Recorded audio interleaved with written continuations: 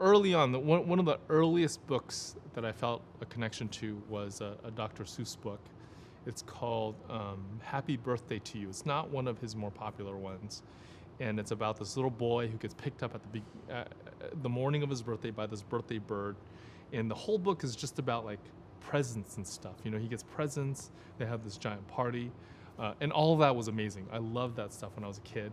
I loved imagining that I would get magical creatures on my birthday. But what really got to me was there's a section in that book where they go on the top of this mountain, and the birthday bird encourages the protagonist, this little boy, to be thankful that he wasn't a wasn't, that he actually existed, you know. And as a kid, I remember being both fascinated and terrified by that idea that I could have been a wasn't, you know. So there's something about that. I think I've always had a little bit of existential terror in me. It might have been touched off by Dr. Seuss, but that's definitely something I identified with, you know, and that I still think about as an adult. And then later, after I got into comics, I think Peter Parker was always a favorite.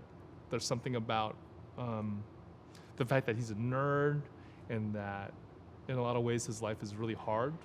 His civilian life is kind of losery, you know, but he's still able to do something heroic, and I think I always identified with that. And then Superman, of course. Superman is the ultimate immigrant, and as the child of immigrants, I gravitated towards this dynamic that he has in his life, where he has to navigate between two cultures, two identities. That felt very real to me. I also had, you know, two cultures to navigate between and two identities.